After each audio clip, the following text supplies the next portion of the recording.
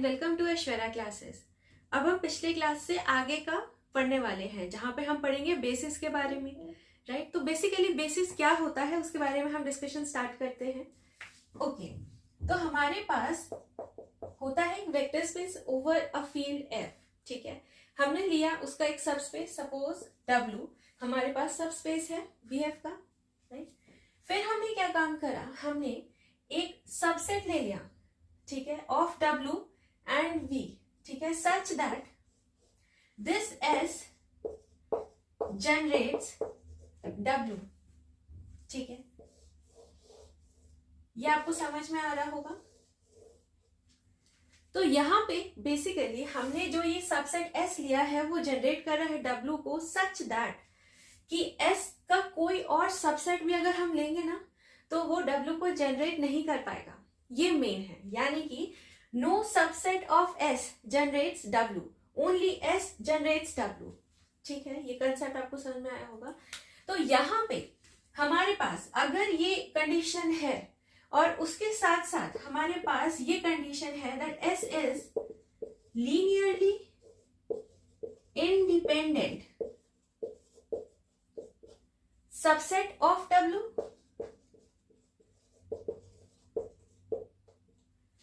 तो यहां पे देखो दो कंडीशन निकल के आती है कि हमने इसी जनरेटिंग सेट को जो जनरेट कर रहा है, इसी जनरेटिंग सेट S को हमने ये भी कह दिया कि वो लीनियरली इंडिपेंडेंट सबसेट है।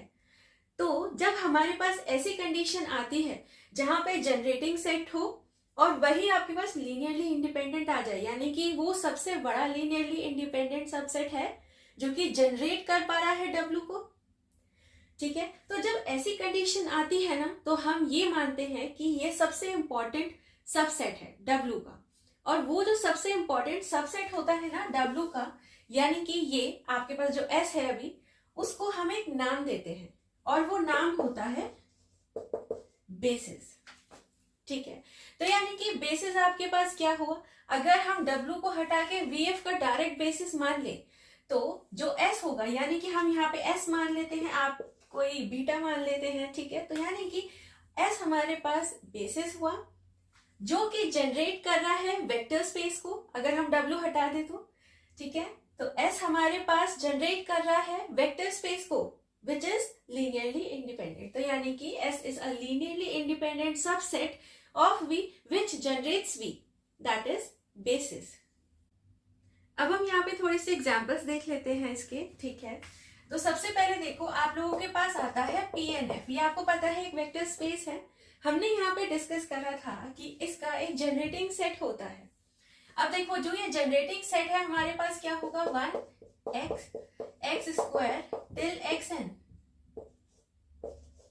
ठीक है। ये आपके पास जनरेटिंग सेट आया था।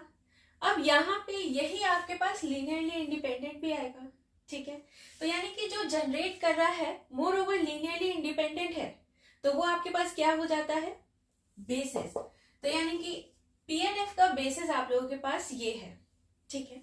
अगर आप लोगों ने लीनियर कॉम्बिनेशन को ध्यान रखा होगा तो आपको ये भी पता लगा होगा कि यानी कि ये एक ऐसा लीनियर कॉम्बिनेशन बना रहा है जो कि यूनिक है, यानी कि one and the only one linear combination है, ठीक है। That means unique linear combination, okay. अगर आप नोटिस करो PF, ये आपके पास एक वेक्टर स्पेस है। इस वेक्टर स्पेस का बेसिस जो कि जनरेट भी करे और लीनियरली इंडिपेंडेंट भी हो, वो आप लोगों के पास है 1x square xn till so on, ठीक है। अगर आप Fn को ध्यान रखो ओवर F, तो इसका बेसिस आप लोगों के पास होगा E1 E2 टिल En। ये डिपेंड करता है आप यहाँ पे F रखते क्या है, ठीक है। इसका एक एग्जाम्पल देख लो, अगर आपके पास R³ ओवर R है, राइट, तो उसका बेसिस आप लोगों के पास क्या होगा, 1 0 0 0 1 0 एंड 0 0 1। तो आप जो एग्जाम्पल्स देख रहे हैं ये इन सब का स्टैंडर्ड बेसिस है, राइट। और देखो अगर आपके पास M क्रॉस N F आ जाए, मैट्रिसेस जो कि रेक्टेंगुलर मैट्रिसेस है, ठीक है। तो अगर आप इसको फोकस करोगे तो इसका बेसिस होता है EIJ such that I lies between 1 to M and J lies between 1 to N। ठीक है, इसका भी एग्जाम्पल देख लेते हैं। जैसे कि आप लोगों के पास 2x2 ओवर R ले लिया आपने, ओवर अ फील्ड R। ठीक है, तो यहाँ पे क्योंकि ये स्क्वायर मैट्रिक्स है तो आपको क्लियरली दिख भी रहा होगा कि यहाँ पे आप लोगों के पास जो बेसिस आएगा वो आएगा 1 0 0 0 0 1 0 0 0 1 0 0 एंड 0 0 0 1। ठीक है, ये आप लोग देख सकते हैं ये स्टैंडर्ड बेसिस है जो हम यहाँ पे अभी डिस्कस कर रहे हैं, जो कि क्लियरली आप लोगों के पास generating as well as linearly independent subset आ रहा है, राइट। चलो थोड़ी सी और एग्जांपल्स कर लेते हैं। जैसे हमने अभी देखा कि रेक्टेंगुलर मैट्रिसेस के बारे में डिस्कस कर रहे थे, तो उसके बारे में एक एग्जांपल देख लेते हैं। ठीक है, सपोज आप लोगों के पास M3x1 ओवर फील्ड F आ रहा है, तो आप सपोज करो R आपने फील्ड कंसिडर करी है। ठीक है, तो आप लोगों के पास 3x1 एक मैट्रिक्स है, तो आपको इसका बेसिस निकालना है। ठीक है, तो आपको पता है बेसिस क्या होता है, EIJ I less than equal to M and greater than equal to 1 and J less than equal to M greater than equal to 1, right.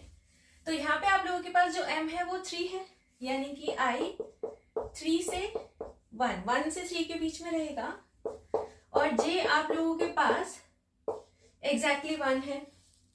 ठीक है, तो यानी कि आप लोगों के पास जो बेसिस आएगा वो देखो कैसे आएगा, 3 1 यानी कि E3 1 E3 हो गया तो 2।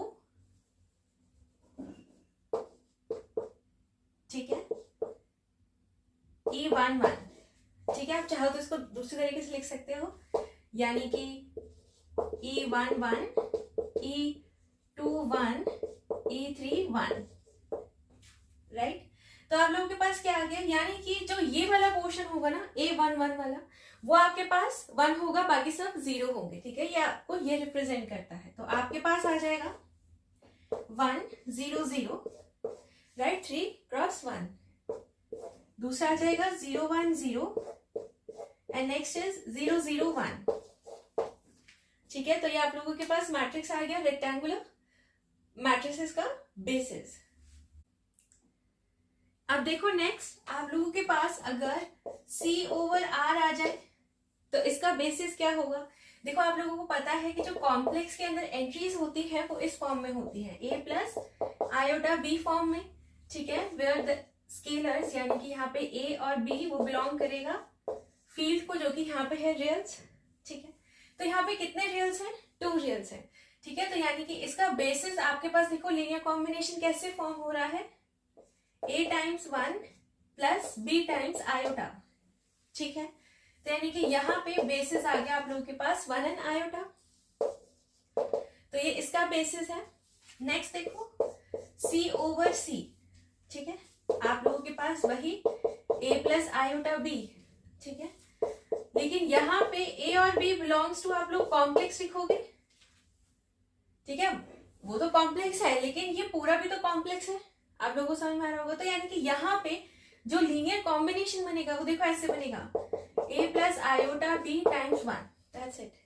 ठीक है, तो यानी कि यहाँ पे जो बेसिस आया आप लोगों के पास वो 1 आया, राइट।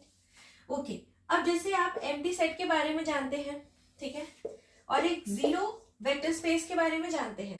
ठीक है, तो यानी कि अब जब फाई को ही हम कंसिडर नहीं कर रहे, लेकिन फाई यहाँ पे इंपॉर्टेंट है। क्यों यहाँ पे इंपॉर्टेंट है, क्योंकि जीरो का बेसिस होता है फाई। फाई के बारे में ज्यादा डिस्कशन नहीं, लीनियर कॉम्बिनेशन नहीं। ठीक है, लेकिन जीरो के बारे में अगर आप ध्यान से देखोगे तो क्योंकि स्पैन ऑफ फाई इज 0। ठीक है, फाई का लीनियर कॉम्बिनेशन अगर आप देखो थोड़ा सा, ठीक है, कैसा आएगा कि आप देखोगे वो लीनियरली इंडिपेंडेंट होता है, लीनियरली इंडिपेंडेंट होता है। तो पहला केस दूसरा केस दोनों सेट हो गए, तो यानी कि आप लोगों के पास क्या आ गया, basis. So that means the basis is phi of zero vector space. ठीक है, अब चलो आगे डिस्कस करते हैं। अब ध्यान से देखो, जो हमने वेक्टर स्पेस के बारे में बात करी थी, तो हमने क्या बोला था, हमने कहा था vector space V over F है, और हमने ये कहा था कि S is a generating set. लेकिन वहां पे हम ये भी कह रहे थे कि S आप लोगों के पास लीनियरली इंडिपेंडेंट भी है, लेकिन यहाँ पे हम ये नहीं कह रहे। तो हमने यहाँ पे क्या कहा, हमने सिर्फ ये कहा कि S जनरेट्स V ओनली, ठीक है। तो यानी कि लीनियरली इंडिपेंडेंट के बारे में हम बात नहीं कर रहे हैं। अब या तो ये लीनियरली इंडिपेंडेंट हो तो ये बेसिस हो जाए, अदरवाइज अगर ये लीनियरली इंडिपेंडेंट नहीं है, still it generates V, that means there exist a subset S1 of S which is linearly independent and generates V, ठीक है। आप लोगों को तो ये पता होगा कि अगर आपके पास एक सबसेट आ जाता है और उसका जो बड़े वाला सेट होता है वो जनरेट कर सकता है, तो यानी कि उसका सबसेट भी जनरेट करेगा। यहाँ पे हमने लीनियरली इंडिपेंडेंट भी बता दिया जो सबसेट है उसको, तो वो आप लोगों के पास बेसिस आ जाएगा, ठीक है। तो यानी कि यहाँ पे फिर S1 आप लोगों के पास बेसिस आ जाएगा, ठीक है। इसका एग्जाम्पल है ये, राइट। आप लोगों के पास वेक्टर स्पेस है R³ ओवर R, और आपने जो सबसेट जो सेट कंसिडर करा है इसका, ठीक है, सबसेट ही वो ये है, ठीक है। और आप देख सकते हो ये जनरेट कर रहा है R³ ओवर R को, ठीक है। आप एक बार चेक करना, आप लोगों को दिखाई देगा कि ये जनरेट कर रहा है, स्पैन में आ रहा है, ठीक है। स्पैन में आते हुए आप देखते हैं कैसे करते हैं। इसको पहले कॉलम वाइज आप लिख लेते हैं, 0 2 -1 7 2 0, और यहाँ पे ABC, ठीक है, राइट। ABC आप यहाँ लिख दोगे तो आपके पास वो स्पैनिंग पता चल जाती थी, ठीक है। लेकिन अगर आपको स्पैनिंग में देखनी है, आपको लीनियरली इंडिपेंडेंट वाला कंसेप्ट देखना है, क्योंकि आपको ये पता है कि ये जनरेट तो कर रहा है, जो कि आप सॉल्व करके निकाल लोगे, जनरेट करेगा, राइट। लेकिन ये लीनियरली इंडिपेंडेंट नहीं आएगा, ठीक है। तो इसको लीनियरली इंडिपेंडेंट बनाने के लिए आप लोगों को इसको पाइवट में कन्वर्ट करना पड़ेगा, एक्लेन फॉर्म में कन्वर्ट करना पड़ेगा, सिंपलर फॉर्मेट में लेके आना पड़ेगा, ठीक है। तो अब ठीक है, हम इसको S1 तक यानी कि सिंपलर फॉर्मेट तक लेके आते हैं, क्योंकि हमें पता है स्पैन तो कर रहा है, ठीक है। ओके, अब इसका एक ऐसा सबसेट ढूंढना है हमें जो कि, क्योंकि वो भी स्पैन तो करेगा ही, लेकिन वो लीनियरली इंडिपेंडेंट होगा, ठीक है। तो उसके लिए यहाँ पे आप लोग 0 0 और 0 रख दो, राइट। और अब इसे सॉल्व करते हैं, ठीक है। तो जब आप लोग सॉल्व कर लोगे तो आप लोगों को इस तरीके का कोई फॉर्मेट मिल जाएगा, ठीक है।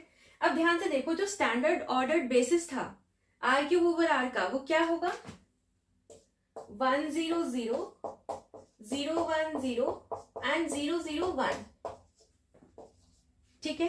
तो यानी कि इससे रिलेट करके आप देख सकते हो कि आपको एक ये कॉलम दिखाई दे रहा है, एक ये वाला कॉलम है, और एक ये कॉलम है, ठीक है। इसी के ही रिलेटेड यहाँ पे देखो, जो हमने जहां से स्टार्ट करा था, ठीक है, ये एक पहला कॉलम यहाँ पे, इसके अंदर ये थर्ड कॉलम है, और फिर ये वाला। तो इसका मतलब क्या हुआ कि आप लोग देख सकते हो, इसको पूरा कंसिडर करो तो ये तो लीनियरली डिपेंडेंट है, लेकिन जब आप इसके अंदर से सबसेट निकाल लेते हो, मतलब इसमें से सबसेट निकाल लेते हो इन तीनों को, 2 -3 5 1 0 -2 एंड 0 2 -1, ये S1 मान लीजिए, ठीक है। तो अगर आप S1 सबसेट निकाल लेते हैं तो ये लीनियरली इंडिपेंडेंट आएगा, जो आपको यहां से पता चला, ठीक है। इसका अनदर लीनियरली इंडिपेंडेंट सबसेट, जो कि अगर आप S1 मानो तो ये भी है, एक और भी है। अगर आप देखो ध्यान से तो ये दोनों कॉलम्स लीनियरली डिपेंडेंट है, ठीक है। इनमें से एक हट जाए, यानी कि अगर फर्स्ट वाला कॉलम हटा देते तो सेकेंड वाला भी तो चल जाता, तो यानी कि यहाँ पे आ सकता था 8 -12 20, ठीक है। एंड ये वाला और ये वाला कॉलम, अदरवाइज, ठीक है, ये वाला कॉलम तो रहेगा 1 0 -2, इसमें एक और कॉलम ये वाला आ सकता है, ठीक है, क्योंकि आप इसकी बजाय इसको भी 1 कर सकते थे और ऊपर के जो दोनों टर्म्स हमको 0 कर सकते थे, ठीक है। तो ये वाला भी आपके पास कॉलम हो गया विच इज 7 2 0, तो आप देखोगे तो ये भी आप लोगों के पास लीनियरली इंडिपेंडेंट आएगा, ठीक है। तो इसका मतलब अगर आपके पास जनरेटिंग सेट है तो हम ये हर बार नहीं मानेंगे कि आपके पास वो लीनियरली इंडिपेंडेंट भी है तो उसको हम बेसिस बोल सकते हैं, नहीं बोल सकते, ठीक है, अगर आपका जनरेटिंग सेट है तो आपको उसमें से लीनियरली इंडिपेंडेंट सबसेट निकालना पड़ेगा, then it will become a basis. वो आपकी चॉइस है आप कौन सा रख रहे हैं।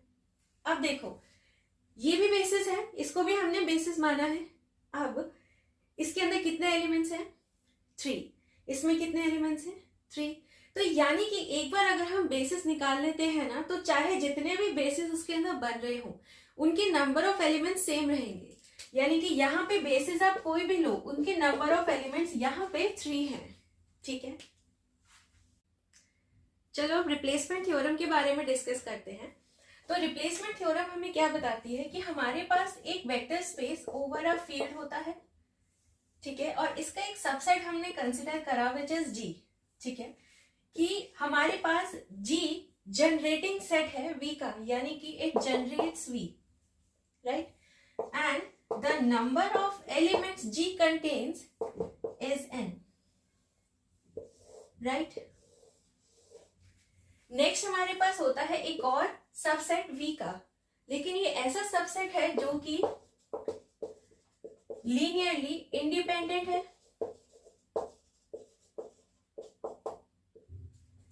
और ये इस तरह से लीनियरली इंडिपेंडेंट है कि इसके अंदर नंबर ऑफ एलिमेंट्स आप गिनोगे तो वो m है, राइट।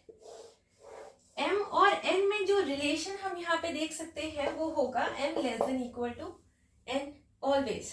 ठीक है, इक्वल भी हो सकता है, लेस देन भी हो सकता है। तो यानी कि रिप्लेसमेंट थ्योरम के अकॉर्डिंग एक सबसेट G का जो जनरेटिंग सेट है उसका एक सबसेट ऐसा जरूर होगा जिसके अंदर नंबर ऑफ एलिमेंट्स होंगे n minus m,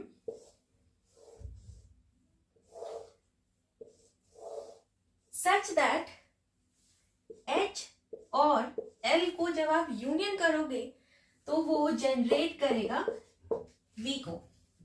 that is replacement theorem. अब इसे देखो एक एग्जांपल से करते हैं। हमने वेक्टर स्पेस कंसिडर करा R³ ओवर R और इसका G एक सबसेट लिया such that G generates R³ over R and L लिया एक लीनियरली इंडिपेंडेंट सबसेट। ठीक है, अब देखो इसके अंदर एलिमेंट्स हैं 2, इसमें एलिमेंट्स हैं 3। ठीक है, m number of vectors and n number of vectors. अब यहाँ पे एक ऐसा सबसेट एग्जिस्ट करेगा सच दैट इसको आप यूनियन करोगे l के साथ तो वो जनरेट कर जाएगा। तो यहाँ पे देखो आपके पास कितनी चॉइसेस हैं, h यूनियन l विच जनरेट्स v के लिए। तो h यूनियन l आपके पास क्या आ जाएगा, आप यहाँ पे कोई भी एक सबसेट मान सकते हैं। सपोज आपने ये मान लिया, ये h है आप लोगों के पास, तो h यूनियन l जो पहला बन जाएगा वो बनेगा 0, 2, -1 और बाकी l के एलिमेंट्स 2, -3, 5 एंड 1, 0, -2। ठीक है, तो ये एक जनरेटिंग सेट आ जाएगा हमारे पास। ठीक है, एक और हम यहाँ पे बना सकते हैं, वो क्या है कि यहाँ पे ये जो h वाला एलिमेंट है ना वो चेंज कर दो, यानी कि हमें चाहिए तो बस h सबसेट ऑफ g। ठीक है, तो यहाँ पे या तो आप ये एलिमेंट ले लो या फिर ये ले लो। ठीक है, तो वो डिपेंड करते हैं कितने नंबर आपके पास हैं और आप यहाँ पे कितने सबसेट निकालना चाहते हो। उस बेसिस पे h यूनियन l आप जब भी फाइंड आउट करने की कोशिश करोगे तो वो ऑलवेज आप लोगों के पास जनरेटिंग सेट आएगा, यानी कि ये भी जनरेट कर रहा है R³ ओवर R को, और इसके साथ अगर ये एलिमेंट लगा देते यहाँ पे और बाकी l के होते तो वो भी जनरेट करता। That is replacement theorem. अब नेक्स्ट टॉपिक हम करते हैं डायमेंशन। तो डायमेंशन हम लोगों के पास दो तरीके की होती है, वो डिपेंड करता है बेसिस पे। अब ये बेसिस पे कैसे डिपेंड करता है, तो जो डायमेंशन होती है ना वो नंबर ऑफ एलिमेंट्स या फिर वेक्टर्स इन बेसिस होती है। ठीक है, तो अगर आप लोगों को पता है कि बेसिस में कितने एलिमेंट्स हैं तो उनको काउंट करो तो वो बेसिकली आप लोगों के पास डायमेंशन ही आ जाएगा। फॉर एग्जाम्पल हमारे पास PF और PNF ये दो वेक्टर स्पेसेस हैं। इसका आपने बेसिस देखा था 1x, x² and so on. ठीक है, और इसका बेसिस आपने देखा था 1x, x² till xn, right. तो इसके अंदर नंबर ऑफ एलिमेंट्स कितने हैं, इनफाइनाइट। और और इसके अंदर नंबर ऑफ एलिमेंट्स कितने हैं, फाइनाइट। काउंट कर सकते हैं, इसको काउंट करोगे तो यहां से लेकर यहां तक ये तो n हो गया, प्लस ये वाली डायमेंशन और ये वाला और आ जाएगा, ठीक है, n+1। तो dimension here is n+1 and dimension here is infinite. इस वजह से हम लोगों के पास दो तरह के डायमेंशन होती है, एक होता है इनफाइनाइट डायमेंशन और दूसरा होता है फाइनाइट डायमेंशन। अब थोड़ी सी और एग्जांपल्स देखो, जैसे हमने अभी Fn ओवर F किया था, तो इसके अंदर बेसिस आप लोगों के पास आया था E1 टिल En, यानी कि इसकी डायमेंशन कितनी होगी, इसको गिनो तो n, राइट। ऐसे ही C ओवर R, इसके अंदर आप लोगों के पास बेसिस आया था 1 एंड आयोटा, तो इसके अंदर डायमेंशन हो गया आप लोगों के पास 2। ऐसे ही C ओवर C देखो कितना बेसिस था 1, तो डायमेंशन कितनी हो गई 1। और देखो हमने जीरो के बारे में डिस्कस करा था, जीरो का बेसिस आप लोगों के पास आया था 5, ठीक है, तो इसको काउंट करो कुछ भी नहीं, तो यानी कि इसकी डायमेंशन हो गई 0, ठीक है। अब नेक्स्ट देखो m cross n over f, जब आपके पास मैट्रिसेस होता है तो इसकी डायमेंशन कितनी होगी, आपको उसका बेसिस पता है Eij, where I is between 1 to m and j is between 1 to n, तो इसका डायमेंशन आप लोगों के पास आ जाएगा m into n, यानी कि mn, राइट। नेक्स्ट देखो, अगर हमने लिखा dimension v equal to n, तो इसमें से हम क्या क्या इंफॉर्मेशन एक्सट्रैक्ट कर सकते हैं।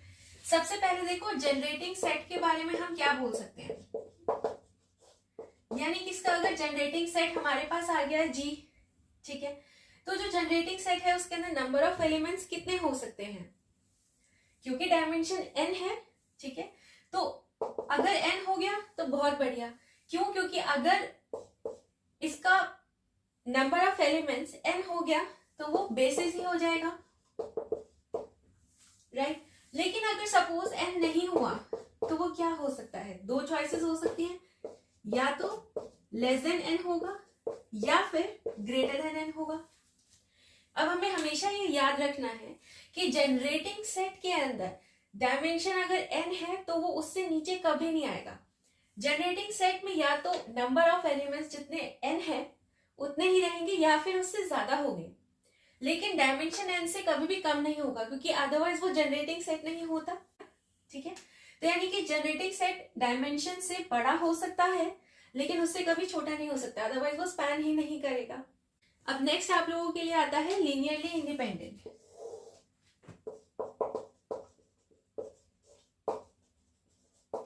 यानी कि यहां से हम लीनियरली इंडिपेंडेंट सबसेट के लिए क्या क्या इंफॉर्मेशन निकाल सकते हैं।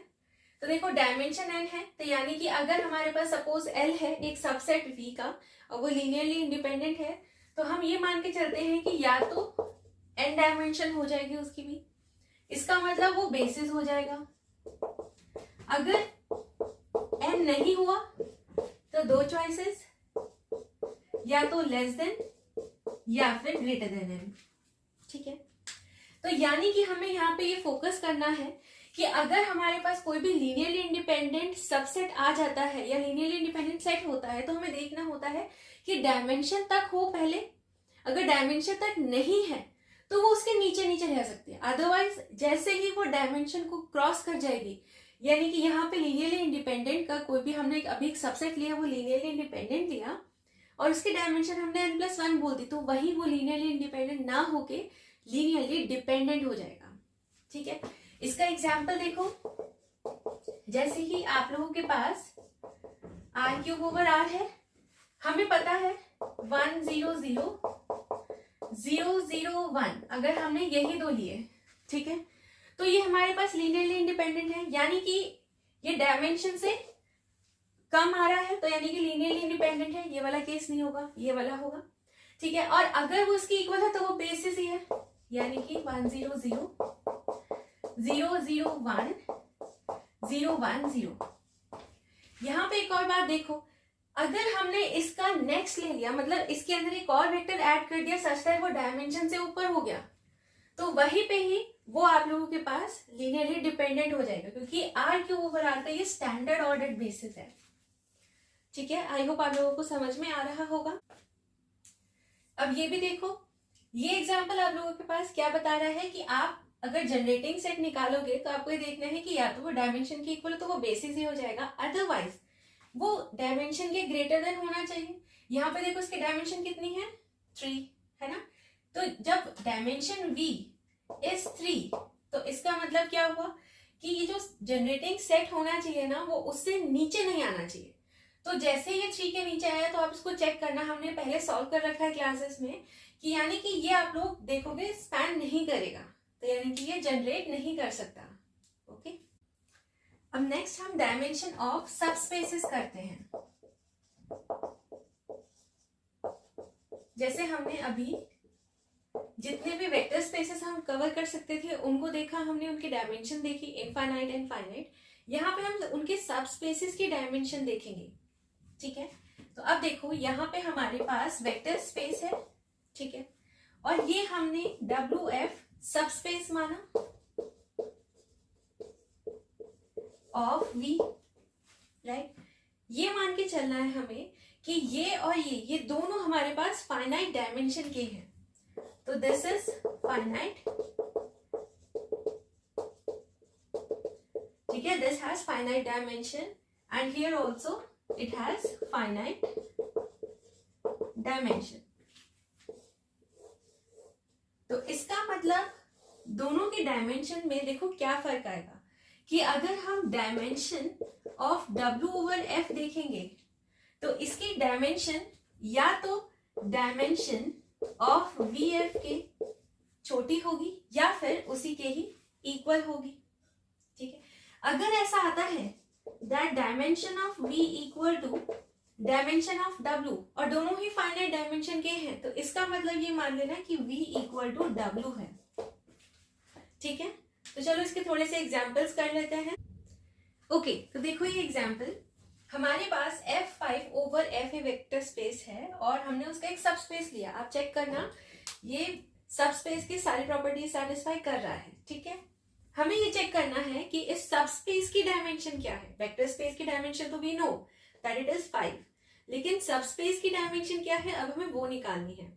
तो देखो उसके लिए क्या करना पड़ेगा, ये इसका सॉल्यूशन होता है ना, तो ये एलिमेंट इसको बिलोंग करता है, तो पहले ये देखो ये लिखते हैं A4 एंड A5, राइट। अब देखो A1 की वैल्यू वहां से क्या है, ये देखो A1 equal to -A3 -A5, right. तो हम यहां लिख देते हैं -A3 -A5। A2 की वैल्यू अगर हम चाहें तो A4 भी लिख सकते हैं, तो हम लिख देते हैं। ठीक है, तो A3 की वैल्यू क्योंकि वो इसमें आ चुकी है ऑलरेडी, A4 वो इसमें आ चुकी है तो हम यहाँ A4 रहने देंगे और A5 इसमें। ठीक है, अब हम इसको A3 A4 और A5 के अकॉर्डिंगली लिखते हैं, तो ये हमारे पास लीनियर कॉम्बिनेशन की तरह एक फॉर्म बन जाएगा। तो A3 अगर हमने बाहर निकाल दिया तो -1 0 1 0 0 प्लस A4 अगर हमने बाहर ले लिया तो 0 1 0 1 0 प्लस A5 -1 और लास्ट में 1, बाकी सब 0। ठीक है, तो यहाँ पे आप जो ये कॉलम्स देख रहे हैं ना, ये आप लोगों के पास बेसिस का फॉर्मेट है। सो दैट मीन्स इसके बेसिस में ये 3 एलिमेंट्स आएंगे, तो 3 एलिमेंट्स आ रहे हैं बेसिस में, तो इसकी डायमेंशन कितनी हो जाएगी 3। ठीक है, इसका एक और तरीका भी है सॉल्व करने का। हमारे पास डायमेंशन ऑफ V कितना है 5, ठीक है, और हमारे पास इक्वेशंस कितनी है 2। ठीक है, और ये लीनियरली इंडिपेंडेंट इक्वेशंस हैं। ठीक है, यानी कि यहाँ पे कोई इसका एलिमेंट नहीं है और यहाँ पे कोई इसका एलिमेंट नहीं है, तो 2 आ गया आपके पास यहाँ पे। ठीक है, तो dimension of the subspace is going to be dimension of the vector space minus number of linearly independent conditions, that means यहाँ पे dimension of W equal to 5 minus 2 which is 3। ठीक है, नेक्स्ट देखो हमारे पास Mn क्रॉस n F एक vector space है। ठीक है, इसके अंदर से हम एक सबस्पेस निकाल लेते हैं। सपोज हमने बोला कि इसका सबस्पेस है ऑल सिमेट्रिक मैट्रिसेस। ठीक है, तो हमें तो पता है सिमेट्रिक मैट्रिसेस क्या होता है, where A transpose is equal to A, right. Okay, तो ये हमारे पास सबस्पेस है। ठीक है, हमने इसको कर रखा है, हमें पता है कि मैट्रिसेस के ये एक सबस्पेस होता है। ठीक है, ओके, अब यहाँ पे देखो हम एक मैट्रिक्स फॉर्म कर लेते हैं क्योंकि इसके एलिमेंट्स तो मैट्रिसेस ही हैं, A11, और क्योंकि NN है तो स्क्वायर मैट्रिक्स ANN, ये लास्ट एलिमेंट आएगा। यहाँ पे A12 टिल A1N, यहाँ पे A21 और यहाँ पे AN1। ठीक है, ये मैट्रिक्स के सारे एलिमेंट्स आ जाएंगे आप लोगों के पास n क्रॉस n। ठीक है, ओके, अब यहाँ पे देखो अगर ये A transpose is equal to A है तो इसका मतलब क्या हुआ कि जो A11 होगा वो किसके इक्वल होगा, A11 will be equal to A11 only, है ना। इसका ट्रांसपोज इक्वल टू A12 का एलिमेंट ये किसके इक्वल होगा, A21 के। ठीक है, ऐसे करते करते आप सारे एलिमेंट्स जान सकते हो कैसे लिखे जाएंगे। तो देखो एक के ही रिस्पेक्ट में हम ले लेते हैं। पहला तो डायगोनल सारे सेम रहेंगे। ठीक है, नेक्स्ट देखो A12 को हम अगर एज इट इज रहने दें तो A21 को हम A12 लिख सकते हैं। ऐसे ही यहाँ पे A1N लिख सकते हैं और यहाँ पे A1N, राइट। अब देखो यहाँ पे कितने लीनियरली इंडिपेंडेंट आपको एलिमेंट्स दिखाई दे रहे हैं, ये कितने एलिमेंट्स हैं, n। ठीक है, तो यानी कि यहाँ पे आ जाएगा n।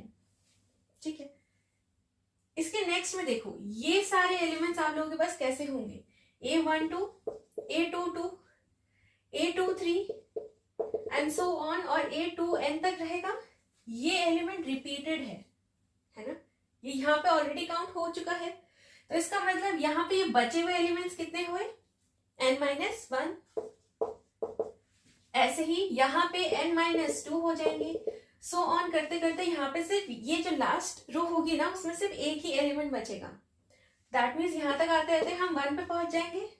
ठीक है, तो इसकी डायमेंशन आप लोग क्या लिखोगे, n plus n-1 plus n-2 and so on, यहाँ पे 2 और 1। इसको हम कैसे लिखते हैं, 1 plus 2 plus 3 till n-2 n-1 plus n। ठीक है, इसका फॉर्मूला हमें पता है n+1 अपॉन 2। तो यानी कि जो डायमेंशन है इसके अंदर सबस्पेस का वो क्या है, n+1 अपॉन 2। ठीक है, अब आप लोग कमेंट में देखो क्या क्या बताओगे। आप पहले बताओ स्क्यू सिमेट्रिक मैट्रिसेस अगर आपके पास सबस्पेस आ जाता तो उसकी डायमेंशन क्या होती, और दूसरा अगर डायगोनल मैट्रिसेस आ जाते तो उसकी सबस्पेस क्या हो, उसका डायमेंशन क्या होता। ठीक है, तो आप लोगों का ये होमवर्क है। ठीक है, आप लोग उसको कमेंट बॉक्स में लिखना कि डायगोनल आते हैं तो उसका डायमेंशन क्या होगा, स्क्यू सिमेट्री उसका डायमेंशन क्या होगा। ठीक है, ऐसे ही आप लोग जितने भी एग्जाम्पल्स बनाना चाहे अपने आप फॉर्म करके एक नया एग्जाम्पल भी आप चाहो तो कमेंट में शेयर कर सकते हो ताकि और बच्चे भी उसको देख सके। ठीक है, ओके, तो अब हम लैग्रांज इंटरपोलेशन फॉर्मूला को डिस्कस करेंगे।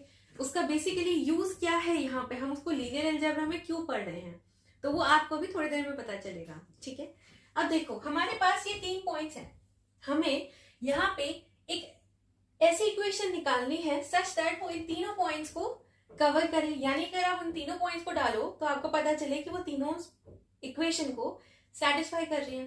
तो अब एक ऐसी कौन सी इक्वेशन हो सच दैट ये तीनों पॉइंट्स को सेटिस्फाई करे, तो उसके लिए देखो हम क्या काम करते हैं। इसको मान लो आप A0 B0, ठीक है, इसे A1 B1, इसे A2 B2, right.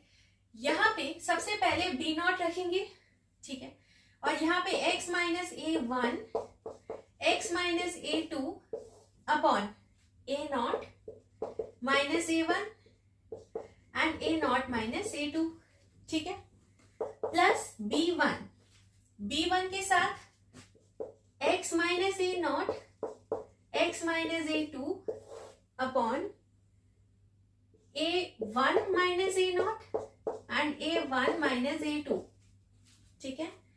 Next B2, तो x minus A0, x minus A1 upon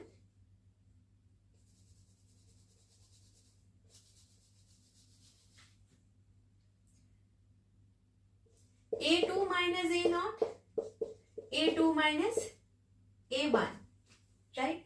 अब यहां पे हम वैल्यूज पुट कर देते हैं, तो देखो B0 यानी कि 8, x माइनस A1 यानी कि 2, x माइनस A2 यानी कि 3 अपॉन A0 क्या है हमारे पास 1, तो 1 minus 2, 1 minus 3 plus B1 5, x minus A0,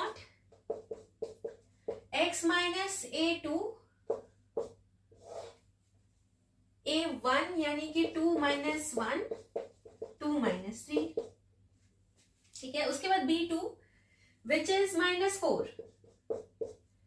तो x minus A0 which is 1 and x minus A1 upon A2 which is 3, so 3 minus 1, 3 minus 2, right.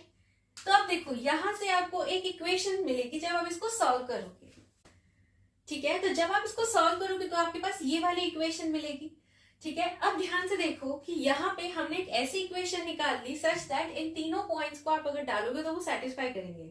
अच्छा, हम ये लीनियर अलजेब्रा में क्यों पढ़ रहे हैं, हमारे यहाँ पे क्या मोटिव है, क्या यूज है, तो देखो इसका यूज है बेसिस में, यानी कि आप इस इक्वेशन को देखो और ये देखो कि इसका वेक्टर स्पेस कौन सा है, ठीक है। ये पॉलिनोमियल है 2 डिग्री का, तो इसका वेक्टर स्पेस आप लोगों के पास P2 ओवर F आ जाएगा।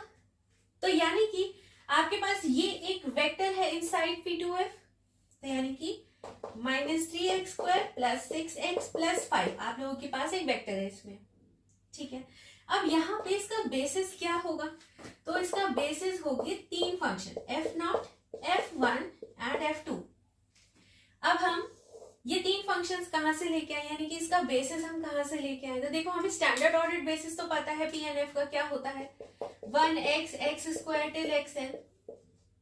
यहाँ पे ये जो F0 है ना वो देखो लीनियर कॉम्बिनेशन में लिखा, क्योंकि बेसिस हमारे पास यूनिक लीनियर कॉम्बिनेशन होता है, one and only one, linearly independent भी हो, जनरेटिंग सेट भी हो, तो यानी कि ये लीनियर कॉम्बिनेशन में आएगा।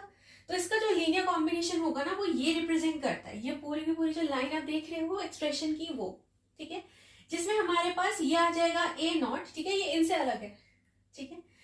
A0 ये आपके पास आ जाएगा F0, ठीक है, ये हमारे पास A1, ये हमारे पास F1, राइट, और ये हमारे पास A2 और ये हमारे पास F2, ठीक है। तो इसका बेसिस हमारे पास ये 3 फंक्शंस हैं, ठीक है। आप लोग इसको चेक करोगे, ठीक है, इसको सॉल्व करना, ओके। तो जब आप लोग इसको सॉल्व करोगे तो आपके पास इसको सॉल्व करने के बाद ये टर्म आएगी, इसको सॉल्व करने पे ये और ये, ठीक है। तो यानी कि इसका बेसिस है F0, F1, F2, तो यानी कि इसका बेसिस हम इस फॉर्मेट में कैसे लिख सकते हैं, देखो basis equal to column wise इसकी कोफिशिएंट्स लिखेंगे -1/2 प्लस 1/2 -5/2 एंड 3, नेक्स्ट -1 4 -3, नेक्स्ट 1/2 -3/2 1, ठीक है। तो ये बेसिस आप लोगों के पास आया इस वेक्टर के लिए, यानी कि इसके लिए आपके पास बेसिस आ गया। Dimension of P2F is n+1 यानी कि 2 + 1, तो इसकी डायमेंशन इज 3, इसके बेसिस की डायमेंशन इज 3। तो यानी कि जब बेसिस की डायमेंशन आपके पास उतनी ही आ गई जितना आपके पास डायमेंशन ऑफ v था, तो यानी कि वही जनरेटिंग सेट, वही लीनियरली इंडिपेंडेंट सेट है, यानी कि इसमें ये दोनों केसेस आ रहे हैं, ठीक है। तो यानी कि ये बेसिस आप लोगों के पास पूरा कंफर्म्ड है, राइट। ओके, अब कुछ पॉइंट्स डिस्कस कर लेते हैं। तो देखो, अगर हमारे पास एक वेक्टर स्पेस है v ओवर f और हमारे पास सपोज u एंड v दो डिस्टिंक्ट वेक्टर्स हैं subspace of a vector space में, तो यानी कि ये इस तरीके के डिस्टिंक्ट वेक्टर्स हैं such that u is not equal to v, ठीक है। और हम ये मान रहे हैं कि u कॉमा v ये हमारे पास बेसिस है, ठीक है। तो इसके और कैसे बेसिस हो सकते हैं, कितने तरह के बेसिस हो सकते हैं, तो देखो, पहला आप लोगों के पास a u and b v आ सकता है, where a and b belongs to scalars या फिर फील्ड, राइट। ओके, एक ये आपके पास बेसिस आ सकता है, और एक और बेसिस आप लोगों के पास आ सकता है, वो ऐसा दिखेगा u plus v a u, ये भी आप लोगों के पास एक बेसिस है। फॉर एग्जाम्पल, अगर आपने आर स्क्वायर ओवर आर रखा, हम इसका स्टैंडर्ड ऑर्डर बेसिस ले लेते हैं 1 0 0 1, ठीक है। तो यहाँ पे हमारे पास पहला ये वाला है ना, ठीक है। तो हम यहाँ पे a मान लेते हैं 2 और b मान लेते हैं 3, ठीक है। तो हमारे पास एक बेसिस और हो सकता है इसका a u, यानी कि 2,0 एंड b v यानी कि 0,3, तो ये भी इसका बेसिस होगा, ठीक है। एक और बेसिस इसका हम निकाल सकते हैं इसके अकॉर्डिंग, तो इन दोनों को पहले हम ऐड कर लेते हैं 1,1 और दूसरा a टाइम्स u यानी कि 2,0, राइट। देखो एक और पॉइंट, अगर हमारे पास v ओवर f एक vector space over a field है और इसके अंदर हमने u v w तीन अलग अलग डिस्टिंक्ट वेक्टर्स निकाल दिए such that u is not equal to v not equal to w, right, distinct vectors, तो यानी कि हमने ये बोला कि ये हमारे पास बेसिस है, राइट। तो अगर ये हमारे पास बेसिस है तो इसका एक और बेसिस क्या बन सकता है, तो देखो इसका एक और बेसिस हमारे पास बन सकता है u plus v plus w, v plus w and w, ठीक है। इसका देखो example R cube over R consider कर लेते हैं स्टैंडर्ड ऑर्डर बेसिस 1 0 0 0 1 0 एंड 0 0 1, ठीक है। तो इसका एक और बेसिस हमारे पास क्या बन सकता है, इनको ऐड कर लेते हैं पहले, ठीक है, फिर लास्ट के इन दोनों को और फिर लास्ट वाला, ठीक है। ऐसे ही आप इसी का ही कंसिडर करके एक और निकाल सकते हो बेसिस, यानी कि पहले इन तीनों को ऐड कर दो तो आपके पास 1 1 1 आ जाएगा, राइट, 1 2 एंड 3 आ जाएगा, ठीक है। लास्ट में इन दोनों को ऐड करो, आप लोगों के पास 0 1 2 आ जाएगा और लास्ट में फिर 0 0 1, ठीक है। आप चाहो तो यहाँ पे भी स्केलर मल्टीपल्स रख सकते हो, राइट। चलो अब एक क्वेश्चन डिस्कस कर लेते हैं। आप लोगों के पास आर क्यूब ओवर आर एक vector space over a field है, हमने यहाँ पे दो इक्वेशंस कंसिडर करी हैं, आप लोगों को ये बताना है कि इसका बेसिस क्या होगा, ठीक है। थोड़ा सा टाइम लेके एक बार डिस्कस करो, ठीक है। और अगर आप कंसिडर करके आ चुके हो, पूरा सॉल्व करने की कोशिश की है आपने, तो हम यहाँ पे अब इसको अच्छे से सॉल्व करते हैं, ठीक है। ओके, तो हमारे पास ये दो इक्वेशन है, हमें क्या करना होता है, हमें इन इक्वेशन को मैट्रिक्स फॉर्मेट में लिखना है, ठीक है। तो हम क्या करेंगे 1 2 -2 -3 1 1, ठीक है, यहाँ तक लिख दिया। अब इसको सॉल्व करो, तो जब इसको सॉल्व करोगे तो आप लोगों के पास 1 0 0 1 -1 -1 आ जाएगा, ठीक है। तो यानी कि ये क्या है आपके पास, ये आपके पास आया x1 - x3 = 0 and x2 - x3 = 0, ठीक है। तो यानी कि इसकी वैल्यू क्या हो गई, x1 = x3 और यहाँ पे x2 = x3, ठीक। तो हमारे पास x1 x2 x3 इसके सॉल्यूशन है, तो यानी कि x1 x2 x3 हम यहाँ कंसिडर कर लेते हैं, ठीक है। तो आप लोगों के पास देखो x1 की वैल्यू x3 है, x2 की वैल्यू भी x3 है और x3 यहाँ पे आ जाएगा, तो x3 कॉमन लोगे तो यानी कि ये आपके पास इसका बेसिस आ जाएगा which is linearly independent as well as span में भी आ रहा है, ठीक है। ये आंसर है आपका। ओके, अब नेक्स्ट क्वेश्चन देखो, आप लोगों के पास एक वेक्टर स्पेस है ओवर अ फील्ड F, ठीक है, जिसके अंदर ये वेक्टर्स है V, V1, V2 till Vk, ठीक है। हमारे पास एक W1 सबस्पेस है, एक W2 सबस्पेस है। आपको बताना है dimension of W1 equal to W2 की डायमेंशन की कब होगी, और आपको ये बताना है कि इन दोनों की डायमेंशन कब इक्वल टू नहीं होगी, ठीक है। तो देखो पहला पार्ट, हमारे पास dimension of W1 equal to dimension W2 कब हो, यानी कि यहाँ पे देखो कितने एलिमेंट्स हैं आप लोगों के पास स्पैन में, V1, V2, Vk तक है, V भी है, यानी कि सारे के सारे है ना। यहाँ पे बस V नहीं है। अगर V को हमने W1 को बिलोंग करा दिया, मतलब इसके स्पैन में ले आए, तो यानी कि V इसमें कहीं ना कहीं इसके स्पैन में तो आ जाएगा, अगर इसके वेक्टर्स में नहीं है तो इसके स्पैन में आ जाएगा। अगर हमने एक बारी में ही V को W1 को बिलोंग करा दिया तो इन दोनों की डायमेंशंस इक्वल हो जाएंगी, ठीक है। तो ये है इसकी कंडीशन, ठीक है। यहाँ पे कब इन दोनों की डायमेंशंस इक्वल नहीं होंगी, तब होगी, मतलब तब ये कंडीशन सेटिस्फाई करेगी जब हमारे पास ये W1 सबसेट ऑफ W आ जाएगा जहां पे ये इक्वल नहीं होंगे, क्योंकि अगर सबसेट आ गया इसका मतलब dimension of W1 will be less than dimension of W2, पर वो इक्वल टू नहीं होगा, वही हमें चाहिए था, ठीक है। ओके, तो ये थी आप लोगों की आज की क्लास। यहाँ तक हमने बेसिस का पूरा कंसेप्ट पढ़ लिया, दैट मीन्स वेक्टर स्पेस हमने कंप्लीट कर लिया।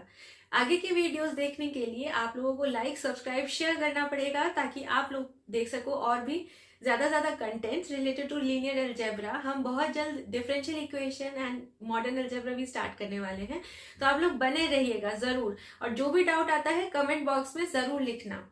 All the best.